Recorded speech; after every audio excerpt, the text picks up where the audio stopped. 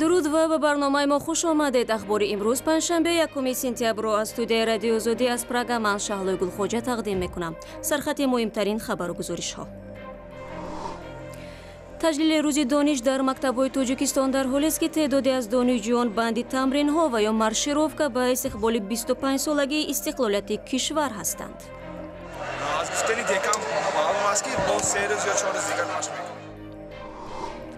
дар рӯзи таҷлили истиқлоли Қирғизистон ҳукумати ин кишвар ваъда дод ки барои раҳоии 4 қирғиз аз асорат дар Узбекистон талош хоҳад варзид. ҳазорҳо марди тоҷик дар Русия оилаи нав бунёд намуда дар ватан оилаву фарзандонашонро фаромӯш карданд. муносибаташон ба фарзандое ки дар он ҷо таваллуд шудагӣ тамоман дигар хел барои мактабаш, барои боғчааш, барои хонданаш, либосаш, хӯрокаш нағз нигоҳ мекунанд. аз бачае ки дар ин ҷо мондааст онҳо нигоҳ намекунанд. ва акнун тафсири хабарҳо. раиси ҷумҳурии Тоҷикистон ҳизби мамнӯи наҳзати исломиро аз омилони ҷанги шаҳрвандӣ дар кишвар ном гирифтааст. Эмомалии Раҳмон 1 сентябр зимни баргузории дарси сулҳ дар ноҳияи Данғара гуфт бархе аз муллоҳо бо ташаббуси ҳизби ҳоло манъ шудаи наҳзати исломӣ боиси шурӯъи ҷанги шаҳрвандӣ дар 25 соли пеш шуданд. Президент дар идома афзудааст ки оқибатҳои ҷанги таҳмилии шаҳрвандӣ ки боис ба талафоти даҳҳо ҳазор мардуми бегуноҳ гашт то ҳол аз ёд нарафтааст. сулҳ яке аз дастовардҳои асосии Тоҷикистон дар солҳои истиқлоли ин кишвар аст ва ҳар муассисаи таълимӣ соли хонишро бо дарси сулҳ оғоз мекунад. дар ин бора ҳамкорамон Зарангези Наврӯзшоҳ гузориш медиҳад. чун ҳамеша имсол низ садҳо падару модар дар Тоҷикистон барои аввалин бор бо хушҳоливу ҳаяҷон фарзандони худро ба мактаб оварданд. фақат фарқ дар ин буд ки барои талабагони синфҳои ибтидоӣ имсол ин рӯзи аввали таҳсилашон ба шумор намерафт. кӯдакон аз як моҳи қабл бо қарори махсуси вазорати маориф ҷиҳати омодагӣ ба мактаб ба таҳсил фаро гирифта шуданд. мақомот ин тасмими худро ба он рабт доданд ки аксари кӯдакон дар муассисаҳои томактабӣ нахондаанд ва барои фаро гирифтан ба мактаб тайёр нестанд. дар боғча шумо чӣ кор мекардед? бозӣ мекардем. барои Фирдавс дар мактаб бештар аз ҳама муаллимааш писанд омадааст. мактаб ба худат маъқул шуд? бале. чиш маъқул шуд? куҷош масалан дарсхонӣ, муаллима чӣ маъқул шуд ба худат? муаллима. барои чӣ? барои ки хушрӯй ёд метиҳад. ҳарфу ҳисобро аксарият дар ин синф аллакай медонанд. тарзи дар дарс, рафтору суҳбат карданро ҳам. солҳои пеш дар ҳақиқат ҳафтаи аввал мо фақат инҳоро ба худ ҳамин хел ҷалб мекардем. ҳозир бошад аллакай инҳо тайёр ҳастанд. аз соли нави таҳсил омӯзгорони синфҳои ибтидоӣ дар мактабҳои Тоҷикистон бо усули нави таълимӣ ба кор шурӯъ хоҳанд кард. усули таҳсили салоҳиятнок ба гуфтаи омӯзгорон ва масъулини вазорати маориф як шеваи муосири таълимӣ аст ки дар инкишофи нутқ ва фикрронии мактабача мусоидат мекунад. имсол дар рӯзи дониш 1 сентябр ҳудуди 200 000 наврас барои аввалин бор ба мактаб рафтанд. волидон имрӯз аз яксу аз он хушҳол буданд ки фарзандонашон ба синни мактабӣ расиданду хатту савод меомӯзанд, аммо бархе дар як кунҷи дил бо таваҷҷӯҳ ба синфхонаҳои пур ва мушкилоти дигари соҳаи маориф аз ояндаи фарзандони худ ҳам нигаронӣ мекарданд. мактаб барои чӣ мактаб меомадӣ? дарс мехонам. дарс мехонӣ ба кӣ мешавӣ? духтур. бо ин ҳам волидон аксарият бо умеду таъкидҳои зиёд ба фарзанди худ онҳоро вориди синфхонаи мактаб карданд ва хеле мехоҳанд ки ҷигарбандонашон аз он ҷо бо майнаҳои пури дониш берун шаванд.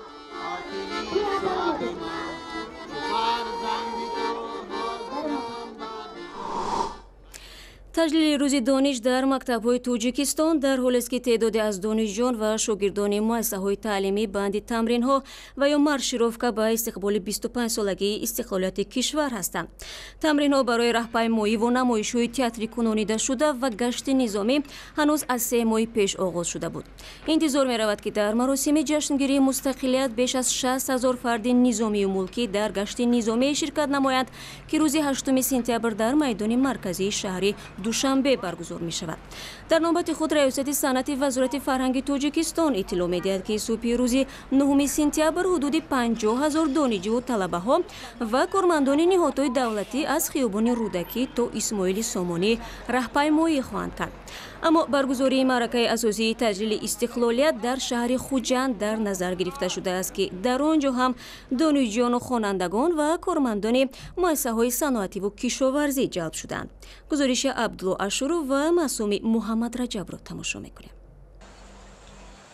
садҳо донишҷӯёну кормандони корхонаву муассисаҳо ҳар субҳ дар шоҳроҳи назди кохи матбуоти Хуҷанд раҳпаймоии ҷашниро тамрин мекунанд.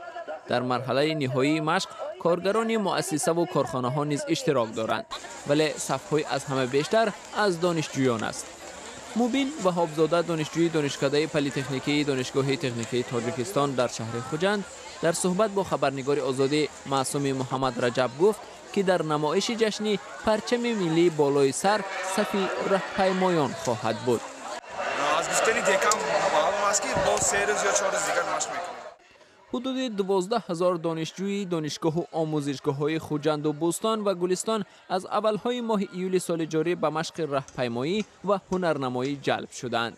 баргузории маросими таҷлил аз ҷашни истиқлол дар Хуҷанд баъди баргузории маъракаи асосӣ дар душанбе бо ширкати раисҷумҳур дар назар аст. рӯзи баргузорӣ эълон нашудааст, вале ҳудуди 2 моҳ боз Хуҷанд барномаи хоси корвони 25-мин солгарди истиқлоли Тоҷикистонро барои рӯзи ҷашн ба маърази тамошо гузоштан омодагӣ мегирад. зайнура рустамова имсол ба коллеҷи тиббӣ дохил шуда таҳсилашро ба тамрини раҳпаймоӣ оғоз мекунад. имрӯз навбати шумо кам мебиёд. соатҳои 11 тайёрӣ ба дарс хондан чӣ хел соли аввали таҳсил? бисёр зӯр. Хуҷанд моҳи марти соли ҷорӣ ҷашни Наврӯзи умумии ҷумҳуриявиро ба тарзи хосе ва бо саҳнагузории барномаи корвони Наврӯзӣ ва бо ширкати беш аз 6000 донишҷӯ истиқбол кард. раис ҷумҳур Эмомалӣ Раҳмон ки дар ин маросим ҳузур дошт, ба он баҳои баланд дод. ба назар мерасад ин қадрдонӣ мақомоти Хуҷандро рӯҳ баланд карда, ҳоло ҳамагӣ ба машқи барномаҳои ҷашни истиқлол камар бастанд ки онро бо шукӯҳу шаҳомати бештар баргузор намоянд. ин навбат ба барномаи корвони 25-солагии истиқлол 2 баробар бештар аз ҷашни Наврӯз донишҷӯ ҷалб шудаанд.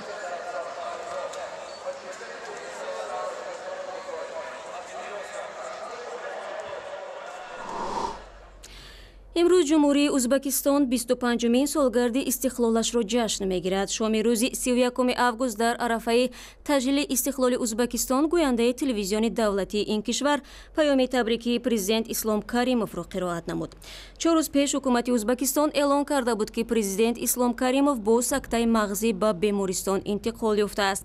ин хабар боиси овузаву тахминҳои зиёд дар бораи вориси тахти раёсатҷумҳурии бузургтарин кишварҳои Осиёи марказӣ шудааст. дар ин рӯзҳо Узбекистон ки бо ҳамаи кишварҳои Осиёи марказӣ ҳам марз аст, бо Қирғизистон рӯи як минтақаи сарҳадӣ баҳс дорад. дирӯз аснои таҷлили рӯзи истиқлоли Қирғизистон президенти ин кишвар Алмусбек Отамбоев гуфт ки ҳукумат барои раҳоии 4 шаҳрванди Қирғизистон ки дар марз бо Узбекистон дастгир шуданд талош хоҳад кард. ҷашни истиқлоли Қирғизистон ҳам дар як вазъи норӯшан барпо шуд.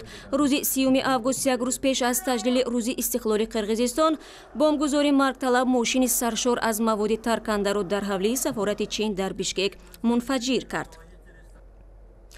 дар як мусоҳибаи вижа ҳамкорамон Абдулло Ашуров аз шораи бахши қирғизии радиои Озодӣ Айданбек Аҳмадуллу пурсид ки оё масъули ҳамла мушаххас шудааст ё не. дар робита ба ин ҳодиса ҳоло маълумоти зиёд дар даст нест. танҳо гуфта шуд ки ин амали террористӣ аст ва аз рӯи банди терроризм парвандаи ҷиноӣ боз шуда тафтишот меравад. аммо ҳукумат ҳоло аниқ накардааст ки кӣ ин амалро анҷом дод. имрӯз дар Қирғизистон рӯзи истиқлолият аст, аммо тафтишоти ин ҳодиса идома дорад.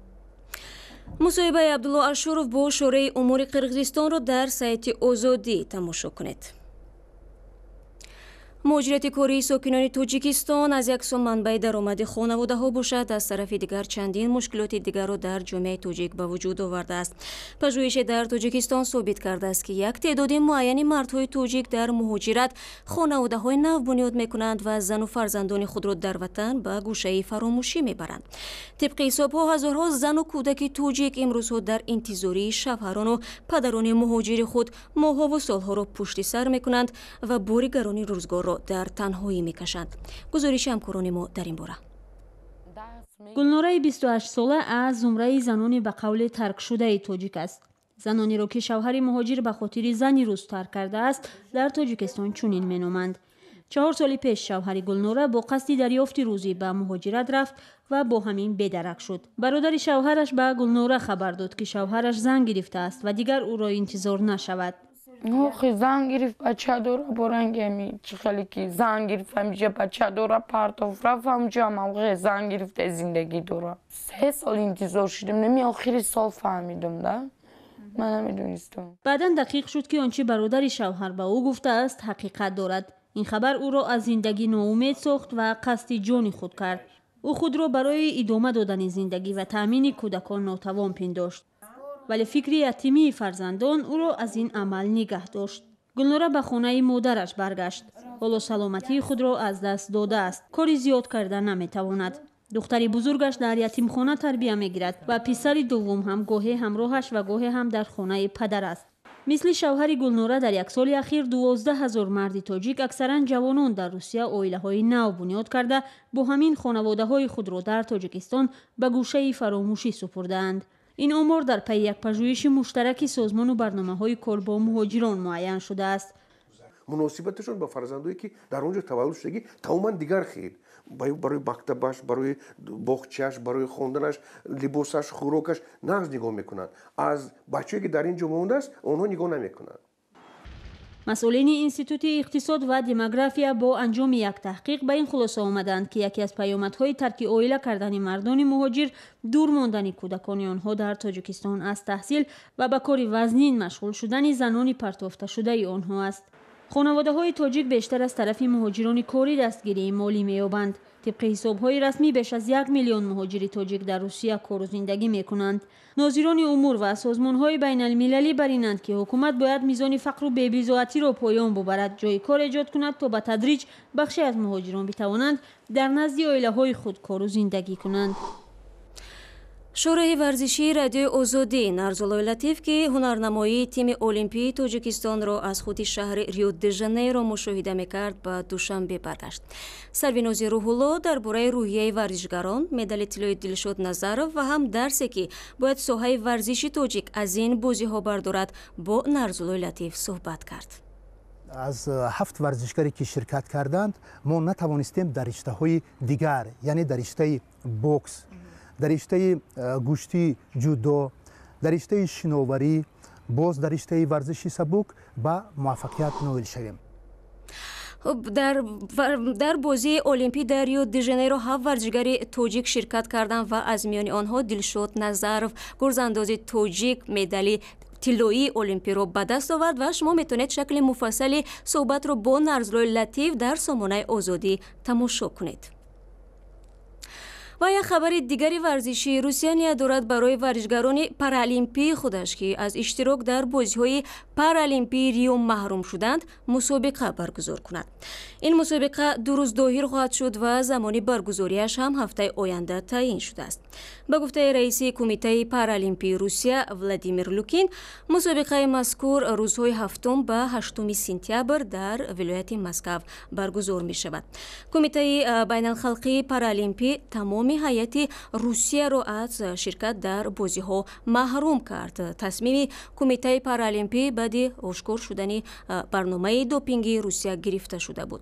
هفته گذشته دادگاه آربیتراژی ورزشی دعوای روسیه را در مورد راه دادن ورزشگرانش به بازی‌های ریو رد کرد.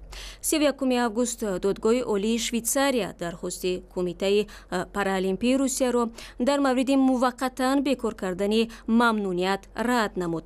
тавре дар радномаи додгоҳ омадааст кумитаи Русия натавонист ки ҳамаи уҳдадориҳояшро дар мавриди қоидаҳои зидди допингӣ иҷро кунад.